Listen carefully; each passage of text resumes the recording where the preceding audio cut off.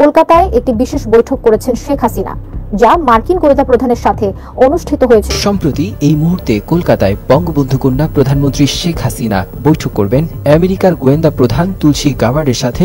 বাংলাদেশে জাতীয় নির্বাচন কবে হবে এটা নিয়ে অনেক বিতর্ক আছে। ডিসেম্বরের মধ্যে অনেকেই বলছেন, সেনাপ্রধান বলছেন, বিএনপি চাইছে ডিসেম্বরের নির্বাচন ধরেই প্রস্তুতি চলছে সিএসি, এবং তিনি একথা বলেছেন যে সেই নির্বাচনটা হচ্ছে। আসসালামু আলাইকুম ওয়া রাহমাতুল্লাহ। দর্শক, আরেকটি গুরুত্বপূর্ণ নিউজ এপিসোডে আপনাদেরকে স্বাগত জানাচ্ছি। দূর দূরান্ত দেশ ও দেশের বাইরে যে যেখান থেকে এই ভিডিওটি দেখার জন্য ক্লিক করেছেন, আপনারা ইতিমধ্যে শিরোনাম দেখে বুঝতে পারছেন কতটা ইম্পর্টেন্ট অর্থাৎ গুরুত্বপূর্ণ হতে যাচ্ছে দর্শক এই ভিডিওটি। দর্শক, শেখ হাসিনা যে কি জিনিস এবার ডক্টর ইউনূস ও তাদের সমন্বয়করা হারে হারে বুঝতে পারবে। গতকাল কলকাতায় যুক্তরাষ্ট্রের গোয়েন্দা বিভাগের প্রধান তুলসী গাবার্ডের সাথে একান্ত বৈঠক করেছেন বাংলাদেশের সাবেক প্রধানমন্ত্রী শেখ হাসিনা। দর্শক, আমি আর বেশি কথা বলে সময় নষ্ট করতে চাই না। চলুন এবারে আমরা সম্পূর্ণ বিস্তারিত দেখার জন্য টিভি স্ক্রিনের পর্দায় চলে যাই। তবে তার আগে আপনি যদি এখনো পর্যন্ত আমাদের এই চ্যানেলটি সাবস্ক্রাইব না করে থাকেন, তাহলে প্লিজ দয়া করে ভালোবেসে আমাদের এই চ্যানেলটি সাবস্ক্রাইব করে সম্পূর্ণ ভিডিও মনোযোগ সহকারে দেখার বিশেষ অনুরোধ রইল। বাংলাদেশের রাজনীতিতে একসময় সবচাইতে আলোচিত এবং শক্তিশালী দল ছিল আওয়ামী লীগ। তবে 5 আগস্ট ছাত্র জনতার আন্দোলনের পর থেকে আওয়ামী লীগ ও এর নেতাদের বিরুদ্ধে সমালোচনার ঝড় ওঠে। এই সমালোচনার কেন্দ্রবিন্দুতে আওয়ামী লীগের সভাপতি শেখ হাসিনা। আন্দোলনের চাপে তিনি ভারতে পালাতে বাধ্য হয়েছেন। তবে সম্প্রতি খবর ছড়িয়েছে কলকাতায় একটি বিশেষ বৈঠক করেছেন শেখ হাসিনা, যা মার্কিন গোয়েন্দা প্রধানের সাথে অনুষ্ঠিত হয়েছে বলে দাবি। সামাজিক যোগাযোগ মাধ্যমে হঠাৎই ছড়িয়ে পড়েছে শেখ হাসিনাকে নিয়ে ভারতীয় গণমাধ্যমের করা একটি সংবাদ, যেটির ক্যাপশনে লেখা হয়, এই মুহূর্তে কলকাতায় বঙ্গবন্ধুর কন্যা শেখ হাসিনা বৈঠক করবেন আমেরিকার গোয়েন্দা প্রধান তুলসী গাবার্ডের সাথে। এরপরই সামাজিক যোগাযোগ মাধ্যমে আলোচনার ঝড় সৃষ্টি হয়।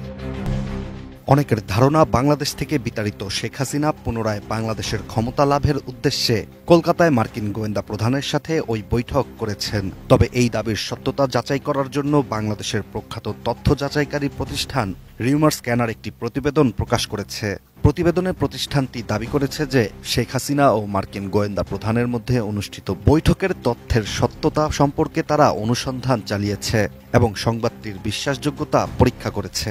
মূলত এই দাবি নিয়ে যে ভিডিওটি ছড়িয়ে দেওয়া হয়েছে সামাজিক যোগাযোগ মাধ্যমে, সেটি স্টিং নিউজ নামের ইউটিউব চ্যানেলে 2019 সালের 23 নভেম্বর প্রকাশিত একটি ভিডিও। আসল ভিডিওটির শিরোনাম ছিল, কলকাতায় পা রেখে কি বললেন বাংলাদেশের প্রধানমন্ত্রী শেখ হাসিনা। ফলে ভাইরাল ভিডিওটি সম্প্রতি ধারণ করা হয়নি এবং যুক্তরাষ্ট্রের জাতীয় গোয়েন্দা প্রধান তুলসী গাবার্ডের সাথে শেখ হাসিনার বৈঠকের খবরও সঠিক নয় বলেই প্রমাণিত। একটি পুরনো সরকারি সফরের ভিডিওকেই বর্তমানে বিভ্রান্তি সৃষ্টি করার জন্য প্রচার করা হয়েছে। ভিডিওটি পর্যালোচনা করে রিউমার স্ক্যানার নিশ্চিত করেছে যে 2019 সালের ভিডিওর 15 থেকে 41 সেকেন্ড পর্যন্ত অংশটি বর্তমানে ভাইরাল ভিডিওতে ব্যবহার করা হয়েছে। এই অংশেই সাবেক প্রধানমন্ত্রী শেখ হাসিনাকে ভারতীয় গণমাধ্যমের সামনে বক্তব্য দিতে দেখা যায়। এছাড়া 71 টিভির ইউটিউব চ্যানেলেও একান্ত বৈঠকে বসছে শেখ হাসিনা ও মমতা শিরোনামের একটি ভিডিওতে শেখ হাসিনাকে সেই একই শাড়ি পরে ভারত সফরে দেখা যায়, যা আরও স্পষ্ট করে তুলে যে বর্তমানে ভাইরাল ভিডিওটি উদ্দেশ্যপ্রণীতভাবে তৈরি করা হয়েছে। বাংলাদেশে জাতীয় নির্বাচন কবে হবে এটা নিয়ে অনেক বিতর্ক আছে। ডিসেম্বরের মধ্যে অনেকেই বলছেন, সেনাপ্রধান বলছেন, বিএনপি চাইছে, বিএনপি তো এখন জুন জুলাই আগস্টের কথাও বলছে, অন্যান্য রাজনৈতিক দল দাবি করছে, কেউ কেউ মনে করছেন নির্বাচন পরে হওয়া উচিত, আগে সংস্কারগুলো হোক। সরকারের দিক থেকে আগে বলা হয়েছিল যে এটা জুন পর্যন্ত করাতে পারে, আবার মাঝখানে আমরা শুনলাম সেটা মার্চের মধ্যে হতে পারে। সো নানা রকমের কথাবার্তা, কিন্তু নির্বাচনকে ঘিরে রাজনৈতিক দলগুলো ইতিমধ্যেই এক ধরনের প্রস্তুতি নিতে শুরু করেছে। নির্বাচনের মাঠে বিভিন্ন রাজনৈতিক দলকে আমরা তৎপর দেখছি।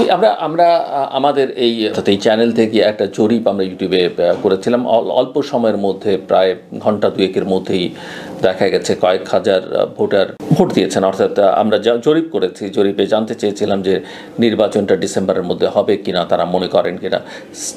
এখন পর্যন্ত যখন আমি এই কথা বলছি বা রেকর্ড করছি এই ব্লগ বা ভিডিও, তখন পর্যন্ত 66% মতামতদানকারী বিশ্বাস করেন না যে ডিসেম্বরের মধ্যে নির্বাচন হবে। বিশ্বাস না করবার যথেষ্ট কারণ আছে, সরকারের সক্ষমতার প্রশ্ন আছে, উদ্দেশ্যের নিয়ে সংশয় আছে, নানা কারণে তারা এটা মনে করেন। যদিও নির্বাচনকে নিয়ে অনিশ্চয়তা আছে এবং এক ধরনের রাজনৈতিক গতিশীলতা আমরা লক্ষ্য করছি নির্বাচন কেন্দ্রিক। রোজার মাস শুরু হয়েছে এবং রোজার মাস শুরু হবার সঙ্গে সঙ্গে দেশের প্রধান রাজনৈতিক দলগুলো ভোটারদের আকৃষ্ট করতে নানা কার্যক্রম পরিচালনা করছে। বিশেষ করে বাংলাদেশ জাতীয়তাবাদী দল বিএনপি, জামায়াতে ইসলামী এবং কিছু ইসলামী দল সক্রিয়ভাবে নির্বাচনের প্রস্তুতি নিচ্ছে, যেখানে অন্যান্য রাজনৈতিক দলের কার্যক্রম তুলনামূলকভাবে খুব একটা দেখা যাচ্ছে না। বাংলাদেশের জাতীয়তাবাদী দল বিএনপি সম্প্রতি তাদের বর্ধিত সভা করেছে এবং নির্বাচনের পরিকল্পনা ওই সভা থেকে লক্ষ্য করা গেছে, আলোচনা হয়েছে। 27 ফেব্রুয়ারি ঢাকায় বাংলাদেশ জাতীয়তাবাদী দল বিএনপির বর্ধিত সভা অনুষ্ঠিত হয়। সো বাংলাদেশ জাতীয়তাবাদী দল বিএনপি তাদের সঙ্গে থাকা দলগুলোকে কিছু আসন ছাড়তে চায় এবং সংখ্যাগরিষ্ঠতা পেলে তারা জাতীয় সরকার গঠনের পরিকল্পনা করছে। এটা তারা আগেই তাদের 31 দফা যে ঘোষণা করেছিল, সেই 31 দফার মধ্যে এটা তারা বলেছে যে শেখ হাসিনা সরকারের বিরুদ্ধে যারা আন্দোলনে ছিল তারা ক্ষমতায় গেলে, বিএনপি ক্ষমতায় গেলে তাদের নিয়ে জাতীয় সরকার গঠন করবে।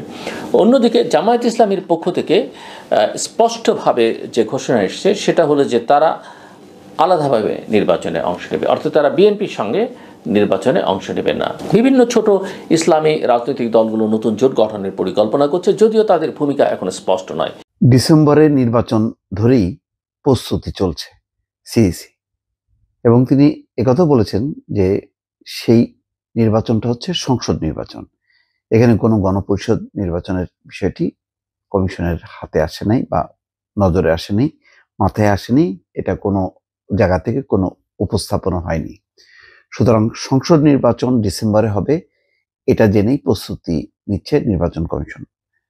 এটা জানিয়েছেন প্রধান নির্বাচন কমিশনার AMM নাসির উদ্দিন। তিনি বলছেন, প্রধান উপদেষ্টার ঘোষণা অনুযায়ী সংসদ নির্বাচন আয়োজনের প্রস্তুতি নিচ্ছে কমিশন। ডিসেম্বরের নির্বাচন ধরে নিয়েই সেই প্রস্তুতি চলছে। ডিসেম্বর নির্বাচনের আগে স্থানীয় পর্যায়ের নির্বাচন, সেটা কোনো কোনো কমিশনার বলেছেন এটা সম্ভব না। নির্বাচন কমিশনের পক্ষে এখন স্থানীয় পর্যায়ে নির্বাচন 5, 6, 7 ধাপে হবে, সেটা আয়োজন করা সম্ভব না।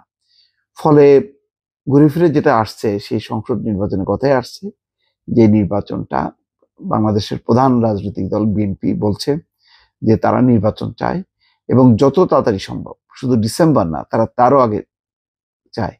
তো এখন এই ব্যাপারে যদি রাজনৈতিক ঐক্যমত্য হয়, অন্যান্য রাজনৈতিক দল যদি আওয়াজ তোলে, তাহলে প্রধান উপদেষ্টা ডক্টর মোহাম্মদ ইউনূস এই ব্যাপারে আমার ধারণা যে তিনি না করবেন না। এর মধ্যে আজকে উপদেষ্টা পরিষদের রদবদল হবে। CM আবরার শিক্ষা উপদেষ্টা হিসেবে আসবেন, আর ওয়াহিদুদ্দিন মাহমুদ শিক্ষা এবং পরিকল্পনায় ছিলেন, তিনি পরিকল্পনাতে থাকবেন। স্বরাষ্ট্র মন্ত্রণালয় কি হবে, স্বরাষ্ট্র উপদেষ্টা পরিবর্তন হবে। এইসব পরিবর্তনটা কি এমন কোনো ইঙ্গিত বহন করে যে না সরকার আরো লম্বা সময় জন্য থাকতে চায়? আমার ধারণা সেটা না, বরং ইমিডিয়েট কিছু সংকট আছে যে সরকারের নানান দিক থেকে যদি শক্তিশালী না হয়। দর্শক, আপনাদেরকে অসংখ্য ধন্যবাদ এতক্ষণ পর্যন্ত আমাদের সাথে থাকার জন্য।